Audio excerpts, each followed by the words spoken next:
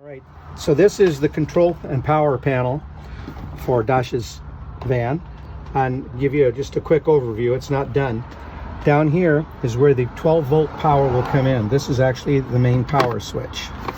So the batteries are going to be right along here, four batteries in a row.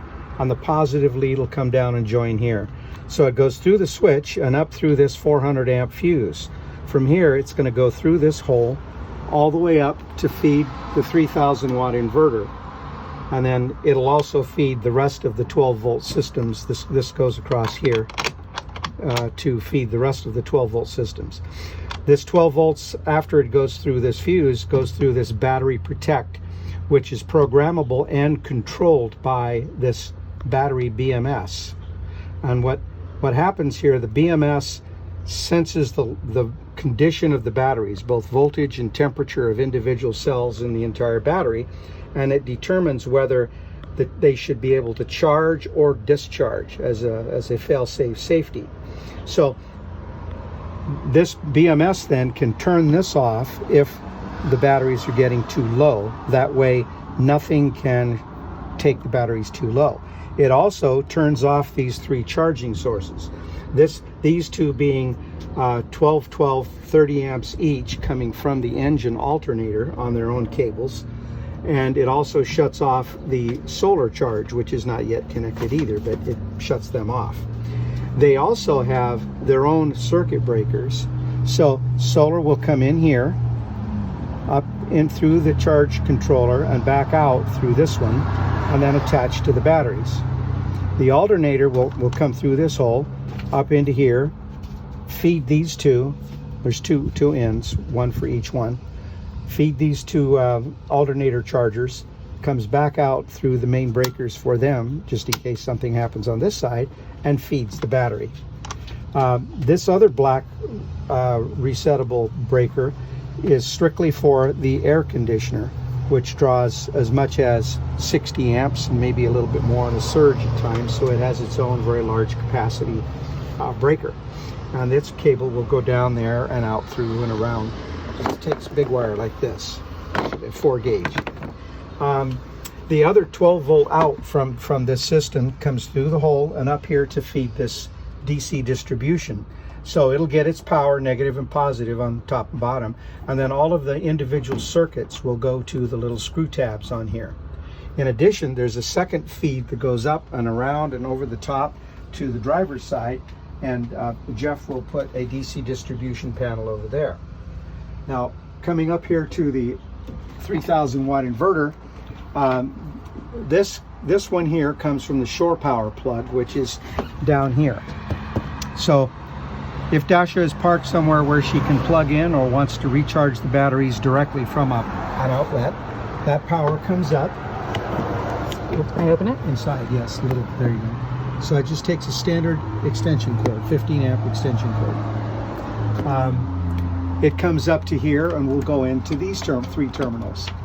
Then the output, if the inverter is turned on, the output of the inverter comes through this 10-3 through this hole to a 30 amp circuit breaker, which will have a box on the back and give distribution for an outlet here. And it also is wired all the way up and around, and it's the large gray cable over there. And Jeff will wire in additional circuits for induction cooktop, the 110 volt water heater. And then that's about it. Well, the solar will come through the roof. I haven't actually punched the hole in the roof yet. I told Dasha I was just going to cut about a 4 foot by 4 foot hole up there to make sure I had adequate space. Joking, of course.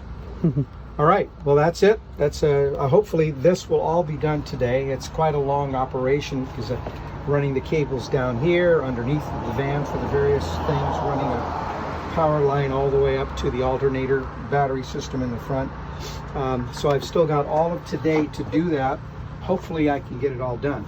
Then these 4 batteries will be in a row here with aluminum angle iron holding them in place, and another strap going over the top, so that when you're driving and you get the vertical motion, they have no opportunity to move.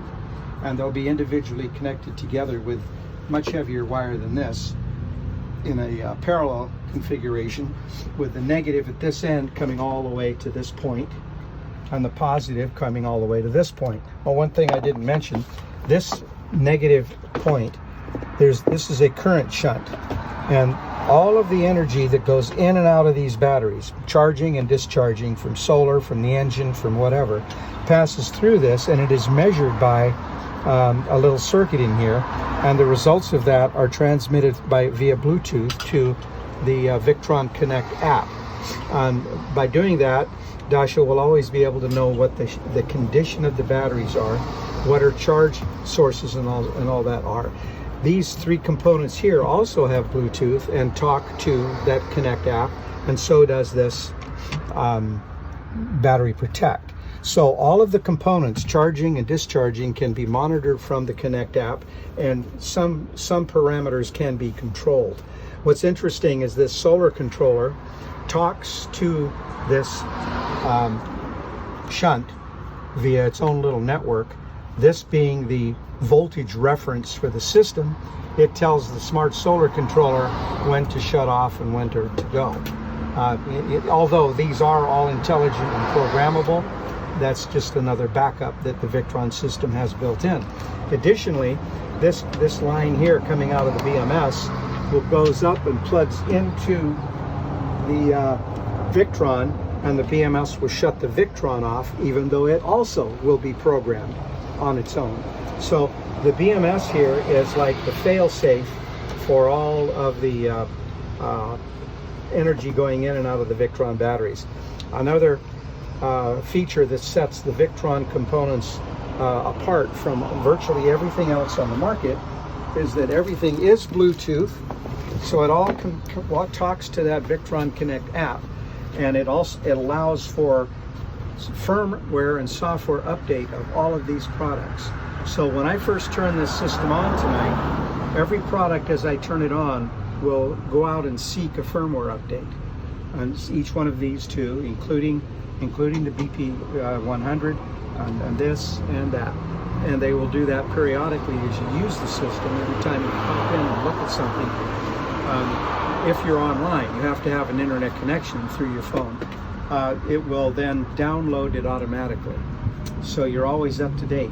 So that's what feature I like about this system, is that you're not buying a static product. You're buying something that is dynamic and can be upgraded. For instance, the batteries, these 4 batteries here are